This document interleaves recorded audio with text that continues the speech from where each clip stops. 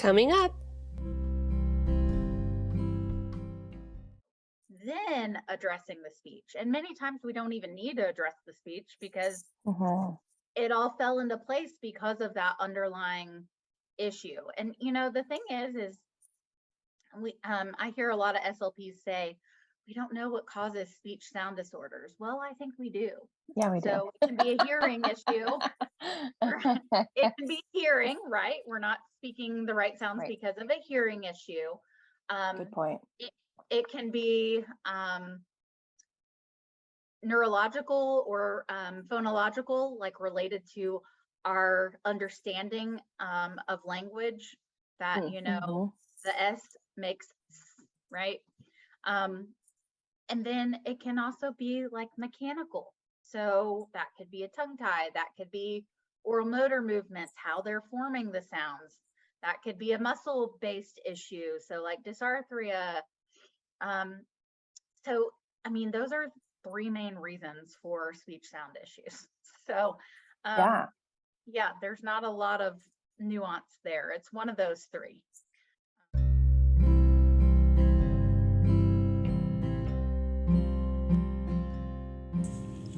We have a special offer for our Munch Bunch listeners. To book a virtual consult with Megan, she's offering a discount of $25 off. Just email her, Megan, at nwmyofunctionaltherapy.com or through her website, www.orofacial-myology.com. To book a virtual consult with Kimi for the $25 off, email her mouthmusclememory@outlook.com or through the website, www.mouthmusclememory.com. Now on to the episode. Hey everybody, this is the Munch Bunch Myo podcast. It's Kimi Nishimoto and Megan Van Noy, my wonderful co-host. And today we have a Myo legend, Miss Autumn Henning herself. You may know her as chrysalis orofacial, the hardest word in the language to write and type out. That's the first test to know if you need to be a patient, is if you can actually say chrysalis orofacial. Yes, no kidding. No kidding. And today she's going to talk a little bit about SLPs and how that kind of ties into everything, and what is an SLP, what do they do, what are the different levels of SLP, because there's a lot of different facets to it. So Autumn, will you give just like a little backstory on yourself, how you got here, and tell us your story? Oh gosh, yeah. So I love that question. I love hearing other people's stories, and I like to tell mine. So I started out as a speech language pathologist, and just over the years kind of realized that there's a lot more that we weren't taught in school. And I had a kind of monumental case. It was an infant, my first year out of school, and kind of discovered a tongue tie and what is a posterior tongue tie. And in all of my education, SLPs have a master's degree. That was not taught to us. And so from there, I just got really curious about like, what else didn't they tell me? And, that case turned out great. I kind of, that's why they call it clinical practice. You kind of learn as you go, in a sense.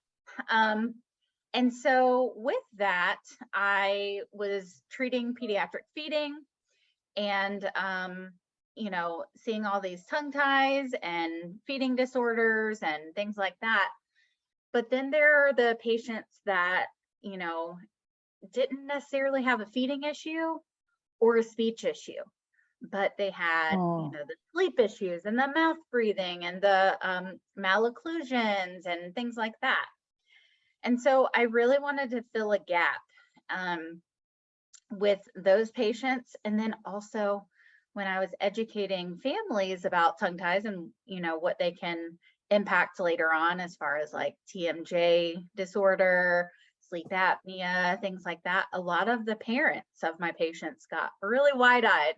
They were like, well, what about me? So that's when I, really pursued myofunctional therapy. And I got what I call the oral function trifecta. So I'm an IBCLC, so lactation consultant, SLP, and a certified orofacial myologist. So I am done getting letters. Yeah, alphabet soup a little bit, huh? Yes, yes. But in the best way, because it's all needed. Yeah.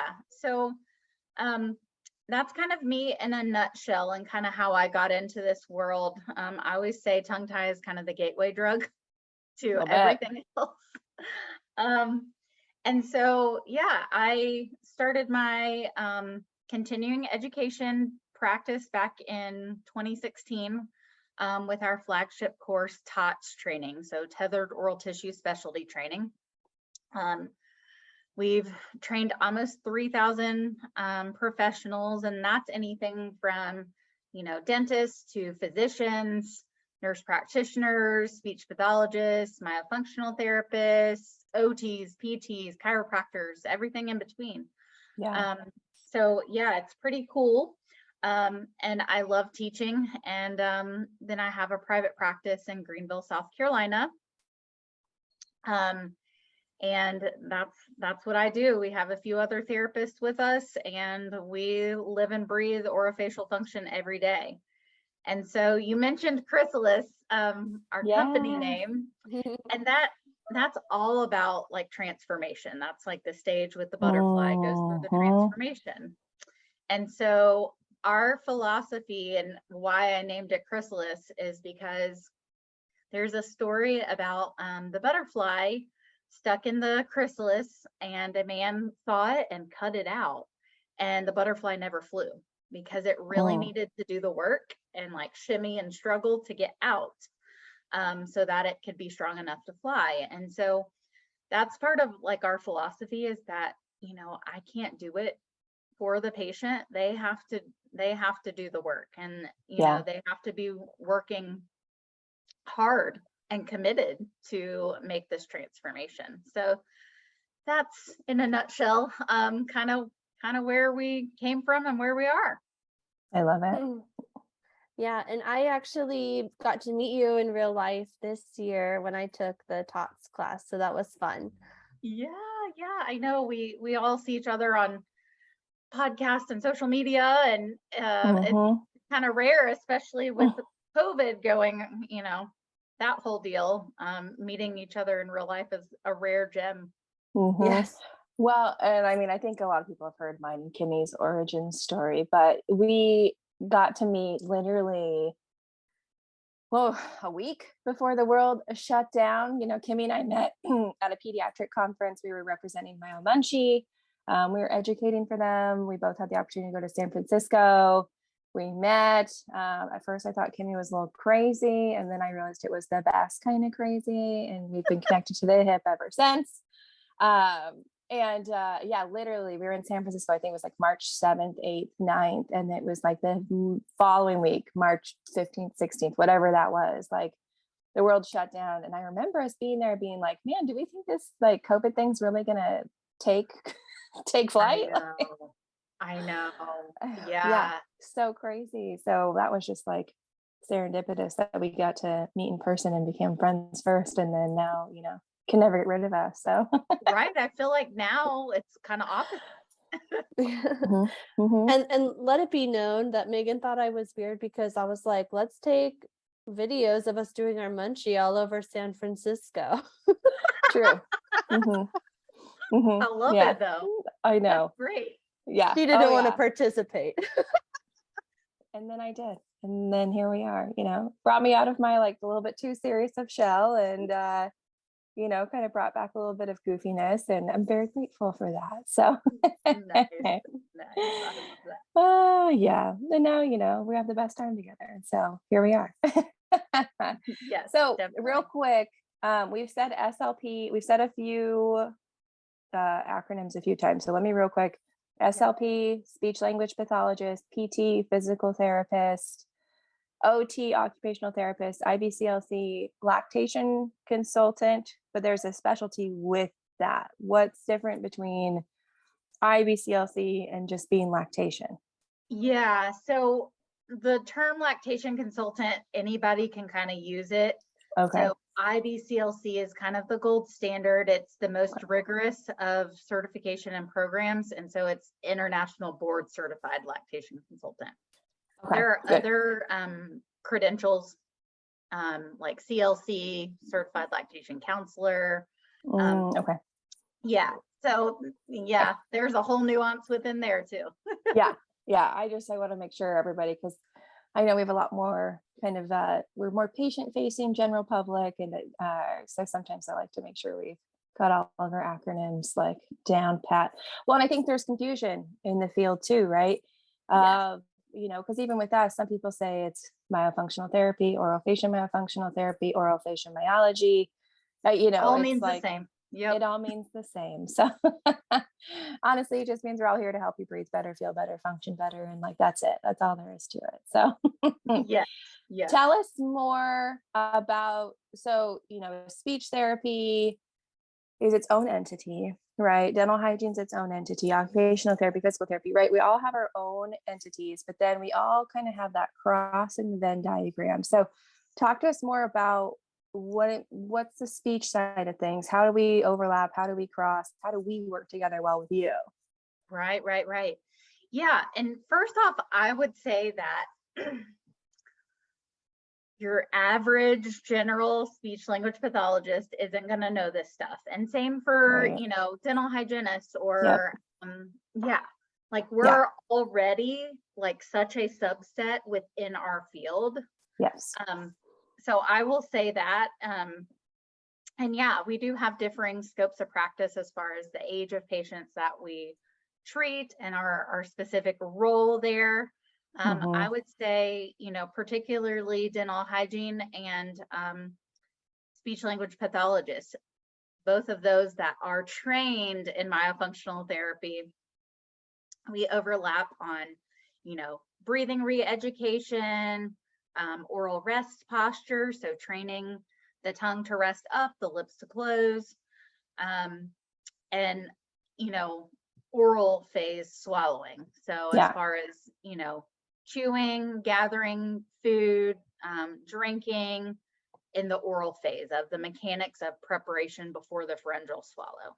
So that would be kind of where our overlaps are. I think the differences would be, you know, anything pharyngeal swallowing, any aspiration, choking, that sort of stuff is purview of typically an SLP. Sometimes OTs are trained in swallowing, and it depends on your organization and whatnot. And then obviously speech articulation is speech. So it's interesting how there is overlap, and you know, people can get kind of testy and territorial about it.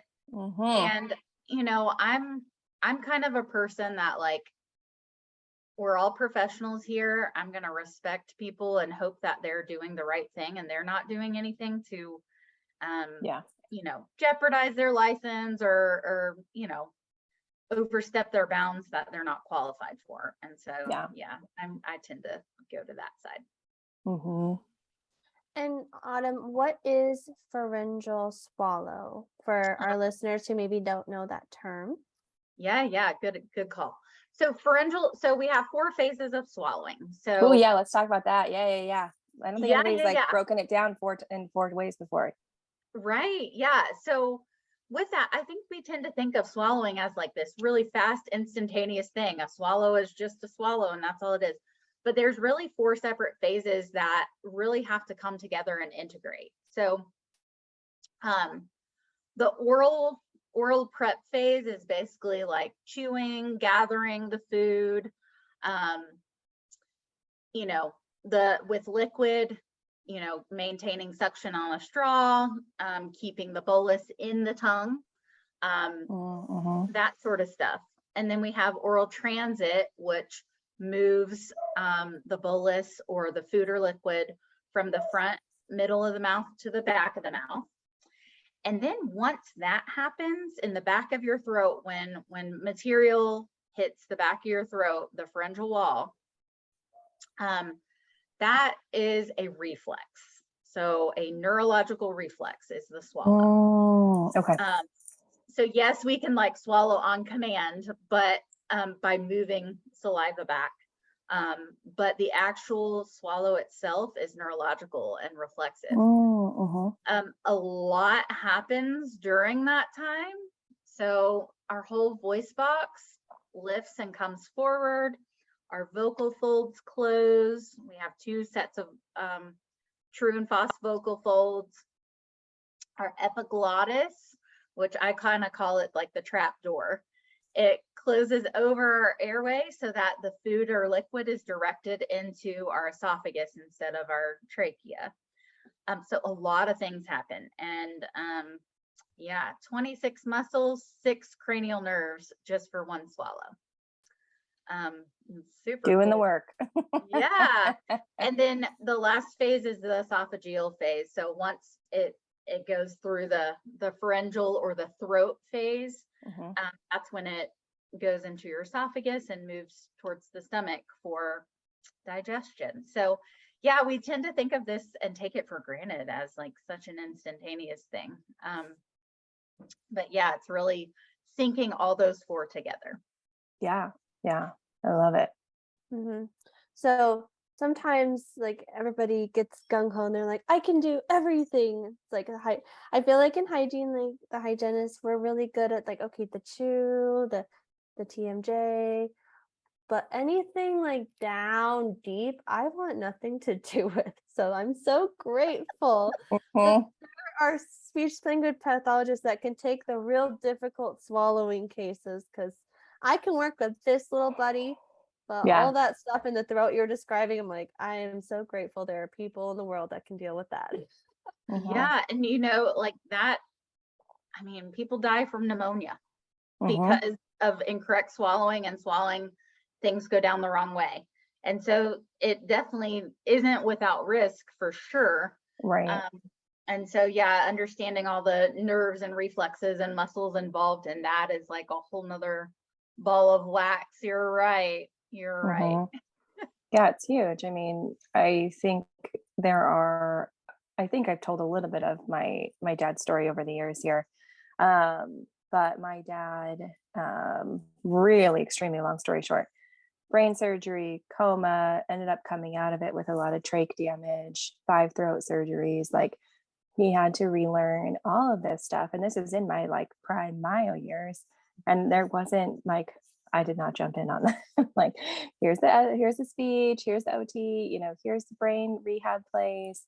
These are the specialists that are all going to help you. And it was, you know, it was huge to have that support team. And so, you know, I know Kimi feels the same way I do. Again, we're always like collaboration, refer out when it's not for us. We can take you here, and then sometimes we need people to take us further. And actually, I know Kimi's got a question too, but how do you deal with some of this like provider fatigue, right? Like, you work a lot with babies, and you know, Isabel was born lip tied, tongue tied, cheek tied, right? We had to work with lactation, we had to see cranial sacral, we had to see the dentist, we had to, you know, and all those things I knew ahead of time and was willing to do. But I run into a lot of patients or parents, or even I had a teenager the other day whose parents at this point are like provider fatigue, because they're like, we're, you know, we've seen all the wrong people already. Right. Now we're seeing you. And then you're telling me I might have to see somebody else. And then you're telling me, you know, I mean, Kimi, you can chime in on this too. How do you guys deal with that? Yeah. So for me, I think, like you said, they've already seen other people, and then they end up in your office and you're telling them something totally different than what they've heard, probably. And so I think I tend to treat that as like just the first like talk about it. And, you know, be very patient and try to understand that, you know, they've been here, there, and everywhere. I had a patient yesterday that had seen 11 lactation consultants. Wow. I'm like, oh my gosh. So yeah, I think that's very real. I also try to think that people only have so much time, energy, and money. Yeah, Right. 100%. And Amen. so Preach it.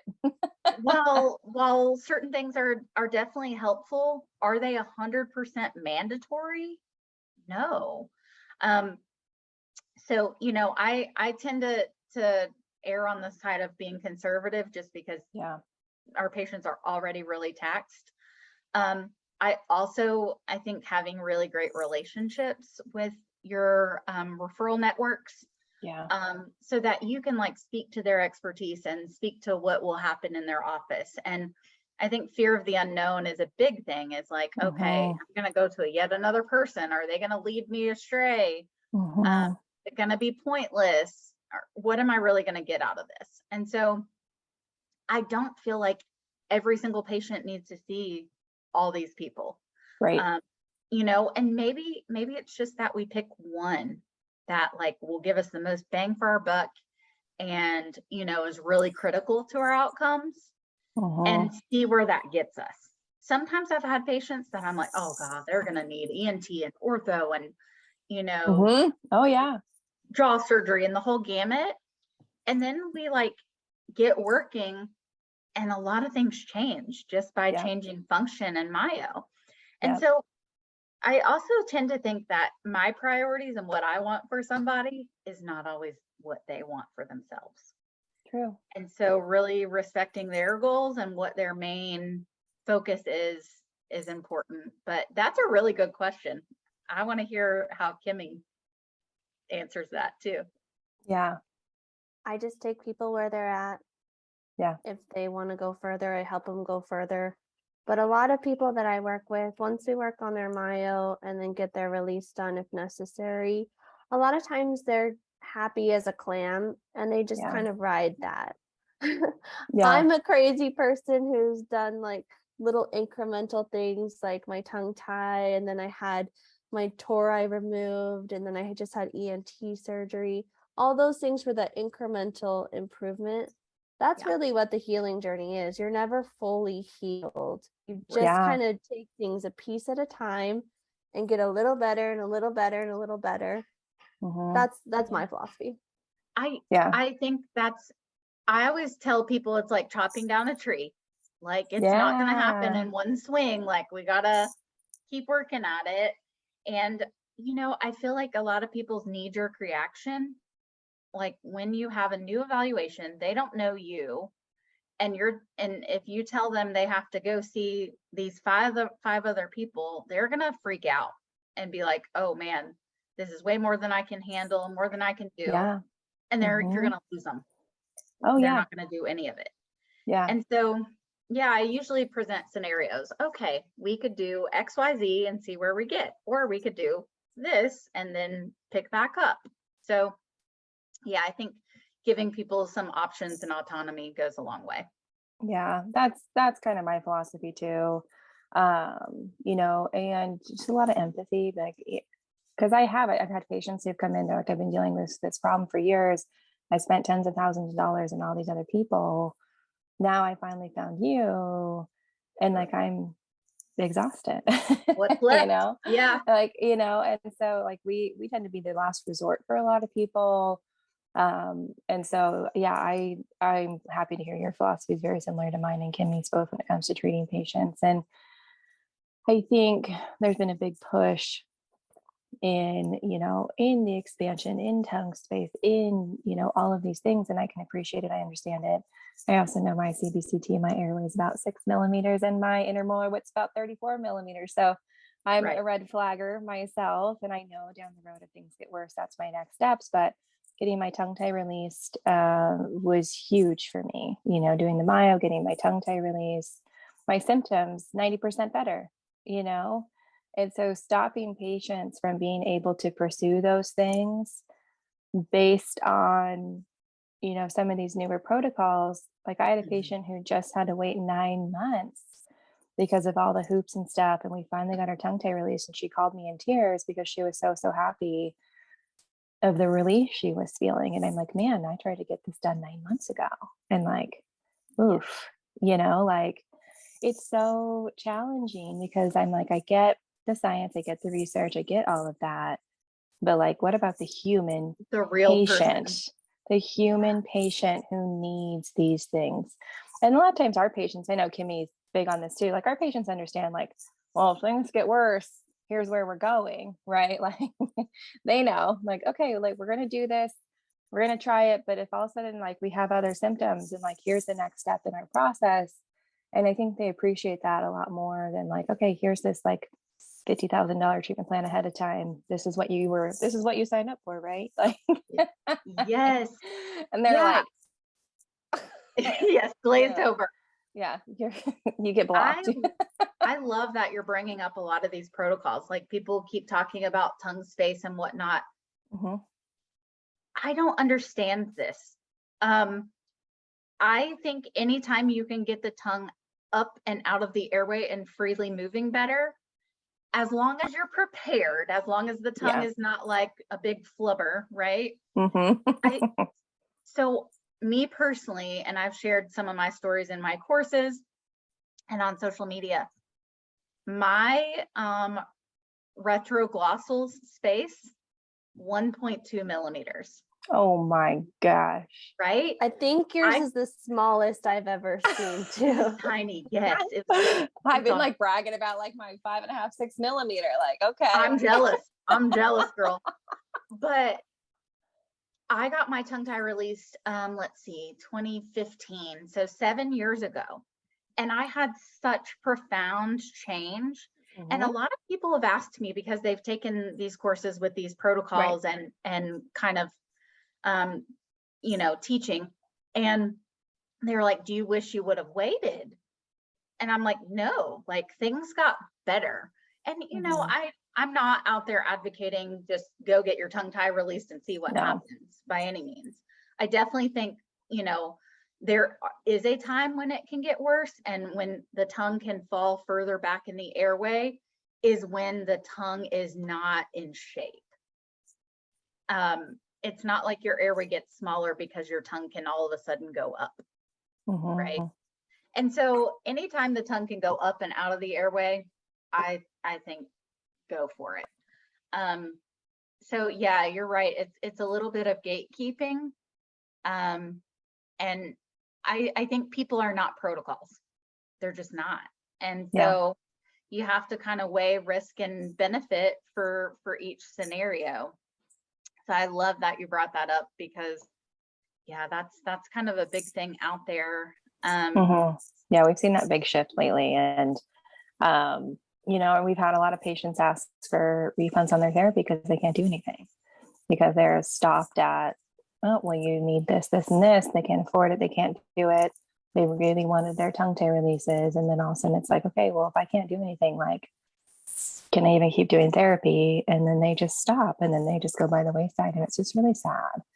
And it's been sad to experience and see and watch. And, that's a whole different tangent that we could, we could probably get on. But I think the provider fatigue has definitely been something I've been experiencing a lot lately. So I'm happy to hear we're all on the same page. We want to introduce the Spot for Tots course, a parent's guide for toddlers ages 2 to 5 for mini myo.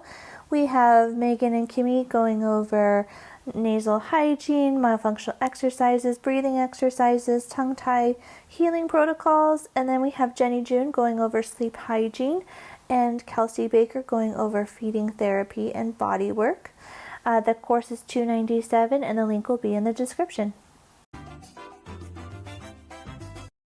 Autumn, I'm curious if you can give some insight into this. So a lot of kiddos that have these speech issues and speech impediments, almost always there's a myofunctional disorder as well, or a tongue tie. How does it work in the school systems? Like, I've heard that there's like a gag order where they're not allowed to talk about the tongue tie because the schools are like, well, we can't like pay for them to do therapy anyway, so you're not allowed to mention it. Do you have any insights on that? Yeah, a little bit. So my first year out, I worked in the school system, and So anything that is taxpayer funded has a lot of red tape, right? And Right. so there's a lot of kids that, have an issue, but it's not affecting their schooling. So it may not be affecting how they sound out words and spell words, or their ability to answer a question in class or whatever. So a lot of the kids definitely fall through the cracks and get missed for sure. Because you have to qualify and be so far behind that it's deemed worthy for taxpayer funds to be useful for therapy. The other thing I would say, and generally speaking, and every state and school district is a little bit different. But generally speaking, it's not one-on-one therapy. It's groups. It's pretty minimal time frame, just because there's a shortage, and the qualifications are so rigorous for a child to qualify. But most school therapists are not trained in tongue tie, and they're not even really getting in the mouth at the school. I didn't even realize that. Yeah. Interesting. Yeah, I didn't either. Okay. Right. And so if a professional in the school system on a child's IEP or special education plan recommends a product, a service, a referral, the school can be held liable to pay for it, because okay. So that's kind of the thing. So I do know a lot of therapists have kind of been not putting it in their report officially, but telling the parent on the side, hey, you might want to check into this. And it, I mean, that's sad, but it's kind of the reality. So it's tough. That's a good insight, and I'm so glad you shared that. So in school speech therapy, do they do exercises, or is it more phonetic, like this? Yes. So it's more phonetic, I would say. I would say most therapists are not using oral motor tools or anything in the school system. They might have a tongue depressor that they, or a mouth model, and say, put your tongue here or there. But, honestly, speech therapy is the same across the board. When you have a myofunctional approach to speech therapy, it's basically addressing airway, addressing rest posture, addressing swallow, then addressing the speech. And many times we don't even need to address the speech, because it all fell into place because of that underlying issue. And the thing is I hear a lot of SLPs say, we don't know what causes speech sound disorders. Well, I think we do. Yeah, we do. So it can be a hearing issue. It can be hearing, right? We're not speaking the right sounds because of a hearing issue. Good point. It can be neurological or phonological, related to our understanding of language, that the S makes S, right? And then it can also be mechanical. So that could be a tongue tie, that could be oral motor movements, how they're forming the sounds. That could be a muscle-based issue, so dysarthria. So, those are 3 main reasons for speech sound issues. So, there's not a lot of nuance there. It's one of those 3. I actually love that. That was awesome. You're like, yes, we do. It's either you want to bet? Move, it's all lazy, or I know a kid that was speech delayed, but it turns out he had pus and a huge infection in the adenoids. So when they went to go remove the adenoids, his speech has improved and he's speaking new words, but he was speech delayed till 2.5. Yeah. And with the adenoids, hypertrophied or swollen and infected, that can definitely, block the ears, and then everything's, you've got fluid in there and everything's muffled. That can definitely impact for sure. I have a question I have been dying to ask you actually. Okay. Why is it when somebody has trouble with their R's, what is the musculature involved with making that R sound? And then I have a Ah, follow-up, yeah, and then yeah. I have a follow-up question because I was going to ask an R question too. So, okay. Yeah. Okay.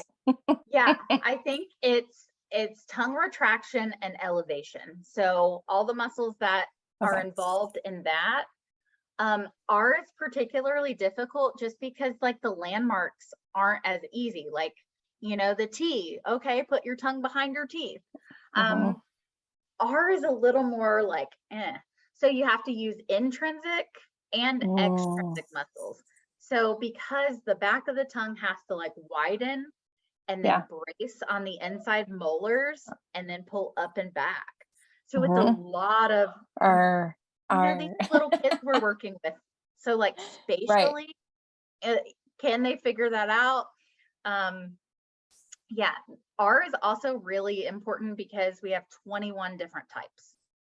So, yeah, so you've got like, you know, initial, medial, and final. So where it falls in the word, you've got the vowels with the R. So ire, or, ear, those are all made slightly differently.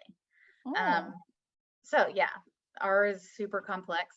Ironically, most SLPs hate R and I love R. I'm at a 22nd. The pirate R is really also important. Yes, yes, yes, for sure. For You sure. can't be a pirate if you can't make your nice R sound. That's I right. want to title this episode Autumn Mythbusters. I like it. Speech Mythbusters. Okay, so can you, which I'm sure you can, but I've never been able to roll my R's. I was tongue-tied. I can't roll my R's, like obviously a terrible Spanish speaker. Can you come to teach that once you get the foundational R? Can you teach, which we don't have to do right now, but you know, maybe it's on the side. Is that something that can be regained from function and therapy? Yes, absolutely. It's just like the taco tongue. Like people think it's genetic and you know, it's been that way forever. I can teach you. Yeah. Yeah. We teach taco tongue. I have a patient right now. He just got his tongue tie released on Monday. And he where is he from? I think the Dominican. Yeah. That's his ancestry. So rolling the R is kind of important. I can think of another patient that I had 3 or 4 years ago. And she was Hispanic. And so that was important to her too. And so we did work on that. But again, that's kind of the last stepping stone of the whole puzzle, is working on that speech side of things, just because all the other stuff has to be in place. But that's a great question. Yeah. I love it. Oh, it's been so fun having you. Oh, thank you guys. Thanks for having me. We've never had a speech therapist before, so hey, yeah, you're our first. You know, Kimi and I, we love speech therapists, so we've just been waiting to have somebody come on to and work, because we don't do speech, right? And so, you know, we've been waiting to have somebody come on and give us that speech perspective. We've been talking about it for a long time, and we know there can be a little bit of like weirdness, because you talked about it earlier, like territorial stuff, and you know, Kimi and I like don't give two darns about the territorial stuff. We believe in staying in your lane, treating what you're supposed to, but you know, we're all about the overlap and collaborating and putting more heads together. Right, you know, for sure. So yeah, so we're so happy to have you and bridge any gaps, you know, between this RDH SLP nonsense. Like clearly, like we're not here for it. So let's be real. There's so many patients that need help to go around. So why do we need that? As long as, you know, people are doing what they're supposed to do, referring when they need to, asking for help when they need it, like move on. Yeah, absolutely. We love it. Autumn, tell us about your other courses, because you please train people. Yeah, yeah. So yeah, over the years I kind of got known as the tongue tie girl. And I would have therapists and doctors ask me like, hey, what is this tongue tie thing? And it's just not a 20-minute conversation. So I started like keeping a notebook of what was working with my patients and kind of my process. And so that turned into a 2-day course. So that's TOTS training. That's kind of what people know me for. And then that was really meant for the functional professionals. So the therapists that are working in the mouth, the lactation consultants working with the latch and the oral motor movements. Okay. But a lot of release providers were attending, which is fantastic. Like they'd come to listen to, a non-doctor. But they wanted that surgical training. And so obviously I've done 0 frenectomies. So that's when we launched Plot the Tot. And Plot the Tot is really a team course. It's meant to pull together teams and like figure out their systems and how, if you're across town over here and I'm across town over here, how do we communicate? How do we get on the same page? How do we train our front desks to answer some of these questions? What do we do if XYZ happens? And so it's got the surgical training for the providers, and also the therapists like need to understand how this procedure happens. And then the doctors and dentists hear the other side of it, how, the functional side of things are. So that course goes through 3 patients, an infant, a child, and an adult from start to finish. And we talk about marketing in there. We talk about troubleshooting and issues you might encounter. We call it our blooper reel. So, when things don't go according to plan, what do you do? So that's Plot the Tot. And then just last weekend, I launched my advanced myofunctional therapy course. It's called the Stones Approach, and it stands for Systematic Treatment of OMDs with Nuanced Effective Strategies. And with all my courses, they came out of necessity. So they were things that were missing in my education that I had to kind of like troubleshoot and figure out on my own. And so, I think it's sort of like learning a foreign language. The best thing you can do is go live in that country and like throw yourself into it. You're going to learn it quick. And so that's kind of what I did. So it talks about, the hard cases, the ones that, we're looking at different types of expansion or TMD or orthognathic surgery, and what comes first and what comes second, and what are some things we would encounter. And not only that, but just general myo, like some of those stuck points that we get. So we know we're supposed to be able to control the lateral borders of the tongue, the taco tongue, right? But if someone can't do that, why can't they do it? And how are we able to get them to be able to do it? So some of those cues that we use, and then it's not enough just to do the exercise. It's got to be tied to a functional outcome, and you got to do it right. So really looking and identifying those compensations. So yeah, those were just some things that were really not in my training. And so I figured, I was like, okay, what's next? There's not a lot of advanced next level myofunctional training out there. There's a ton of introductory courses. So yeah, I'm here trying to fill a gap. Yeah. So people are interested in your courses. Where can they find them? Yeah, so they can head over to our website, Chrysalis Orofacial, and then we have a drop down that shows all our trainings. We have a couple of little courses online too that are on demand, but these are our live ones, either in person or live online.